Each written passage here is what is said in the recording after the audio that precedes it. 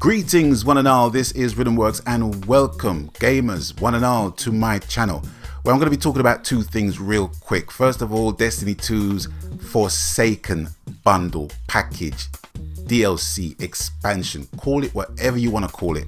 And I also want to talk about the editions that Rockstar has made public in relation to Red Dead Redemption 2. Now, first of all, I want to talk about the Forsaken DLC, whatever you want to call it, Forsaken, Destiny 2's Forsaken. What my thoughts of it was. And to be honest with you, it was encouraging. It was encouraging. But the sticking point, as with everyone else, is the annual pass and what you are basically paying for. I've watched a lot of YouTube videos in relation to Forsaken, and one thing that I'm getting from, well, many things I'm getting from the various videos I've watched is the fact that all of these changes has been made to get Destiny back to Destiny 1, which seems like a bit of an anticlimax, but it had to get back to a point of improvement. And if the improvement was to simply bring it back to Destiny 1's standards and add a little bit more seasoning in the mix, then it's all good. It's all good. Random roles they're bringing back, more boss fights in the raid they're bringing back, the new mode Gambit, which by the looks of it, I'm kind of liking the PvP stroke E vibe to it. You know, it's very hard to draw an opinion of it unless you play it, you know. So how it looks is of no consequence to me at the minute, because, you know, it can be hyped the fuck out of, but once you get it, once you get it in your hands, you will know exactly how it feels, how the mechanics feels. So there's that. Sticking point, annual pass. It is definitely a sticking point, and by the content I've been watching in relation to Forsaken, and what it might entail with the annual pass, things like timed events like the Dawning and Crimson, was it Crimson Duos or something like that? I forgot what it's called, but all the timed events that usually occur throughout the year are no longer going to be free. It's going to be something that we're going to have to pay into, and it's $10. It's $10 per package right up through I think it's summer 2019. Do people agree with that? Some don't mind it, some don't agree with that. Some people are basically saying, you know, we should get that for free. We should get something for free. We should get the annual pass for free. But I don't think that's going to happen. Well, it's not going to happen, is it? It's not going to happen. But it does leave a bitterish kind of taste in one's mouth, knowing that Bungie could have made the game so exciting from the first expansion. It's a bit of a kick in the teeth that in order to get the features from Forsaken, you have to buy both expansions, Curse of Osiris and Warmind, which that does not feel right. Even though I've bought them, it just doesn't feel right for someone who wants to get into Destiny to buy a shit expansion like the Curse of Osiris. Do you know what I mean? You know, I'm actually going through the Curse of Osiris with my secondary character, and it's not a lot of fun, I've got to tell you. But that's another aspect of it, and I don't understand that. I don't understand why you need to have the expansions in order to play Forsaken. I don't get it. It boggles my mind, to be honest with you. But, you know, maybe it's just a way to make sure that people are buying the game in whatever capacity. You know, that's the only way I can see it. Whatever people feel about that, it's down to them. You know, I put my faith in Destiny 2 in buying all the expansions and being disappointed in 1. But all in all, people are, I wouldn't say hyped, but they're encouraged that there is the Dark Below-esque kind of vibe about Destiny 2 as it stands now, because it's always been the Dark Below expansion has always been regarded as the standout moment for Destiny 1. But having said that, you know, it shouldn't take 2 DLCs to get to that point, really and truly. Do you know what I mean? And I think to some degree we've been conned with that. We've been conned with it. I just think we've been conned with it, you know. And they're trying to make it look as though, well, we're listening to the fans, we're listening to the fans, we're listening to the fans. You shouldn't have to listen to the fans that extensively to know what we wanted in the first place, just by looking at YouTube videos and Reddit posts and stuff like that, without even talking to Bungie.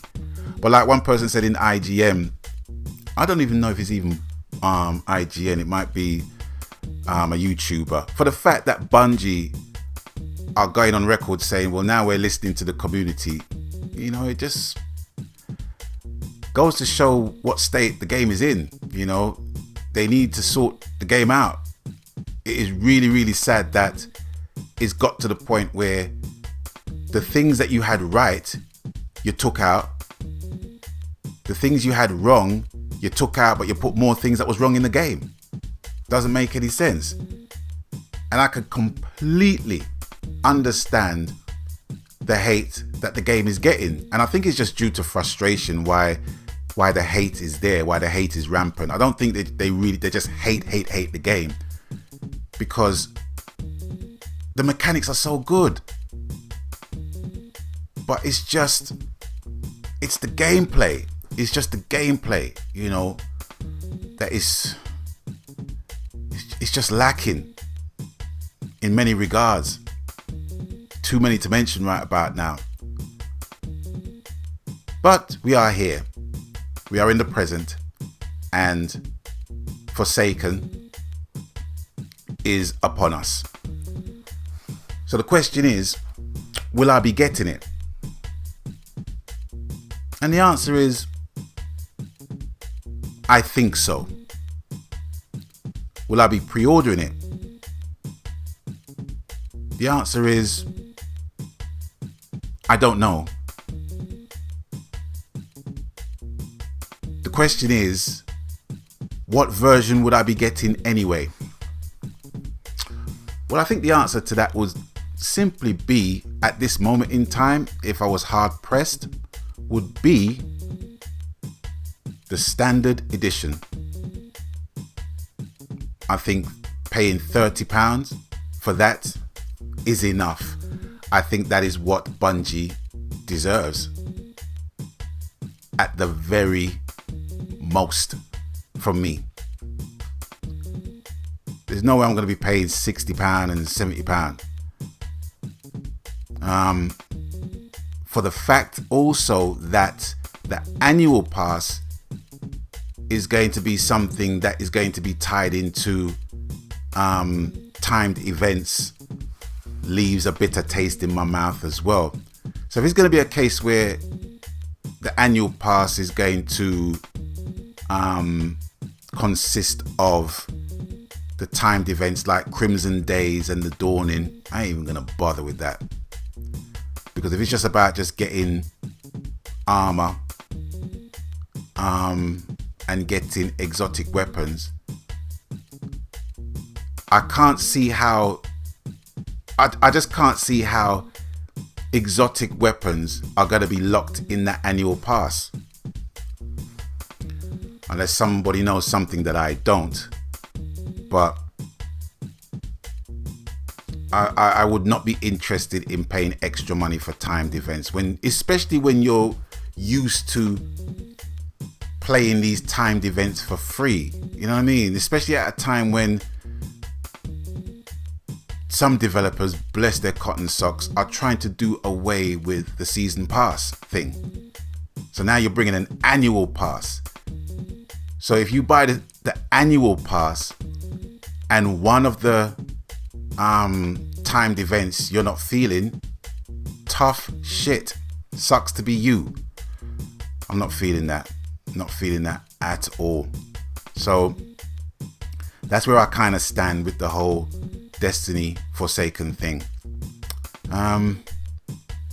Next up, Rockstar and Red Dead Redemption, their edition packages has been revealed, and you have the standard, special and ultimate.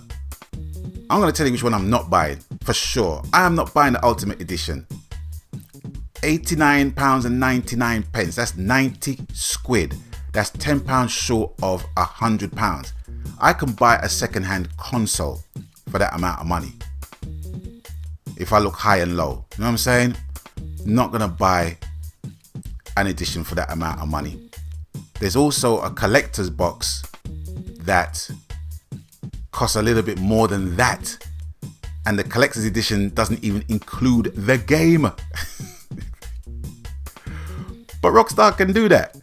Rockstar can do that. If Rockstar can basically sell people shark cards, if they can get people to spend real money and buy fake money, you know what I'm saying? You know, and if there are people that's stupid enough to buy them, there's a market for it. So Rockstar just doing what the market wants, I guess, to some degree. So the Ultimate Edition I will not be buying. The Special Edition I'm not really too hot on, to be honest with you. I'm beginning now to embrace just standard editions of games nowadays, because I want to have a sense of progression and achievement. If I'm going to be buying a game that's more or less going to be cutting corners with things I need to work to get, it kind of defeats the object for me. You know what I mean? You know, and it actually cuts the life of the game, to be honest. Well, I suppose with Red Dead Redemption it's not going to be the case, but if it was another game and that was the case, it would just drastically cut the lifespan of the game. Cut it dead. So for me, standard editions are cool for me. You know what I mean? Because I think you get more fun out of the game when you grind it and you get the achievements, you get the reward for the work you basically put in. For me to pay real money to just bypass shit. Yeah, I mean, there are people who have got jobs and lives and what have you that might not be able to play the game at the pace they want to play it and just want to do away with the grind. I get that, but if you want to pay money for that, that's up to you. But me, I ain't spending real money for that shit. Not time at all. And one of the features would be getting $1 million for GTA 5. I don't really play GTA 5 anymore, so it's not even going to be worth it for me. So it is going to be the original standard edition for me with Red Dead Redemption 2. Absolutely. Tell me what you think about the Forsaken and the edition packages that Rockstar are doling out right about now. Let me know what you think. And as always, I want to thank you guys for watching. Thank you guys for stopping by. And as always, you done know the coup, whatever the game, media, platform, format, genre.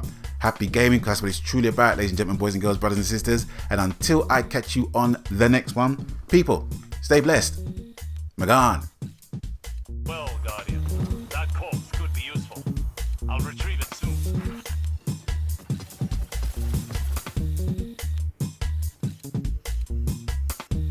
Cheers, guys. Thanks a lot. Appreciate it.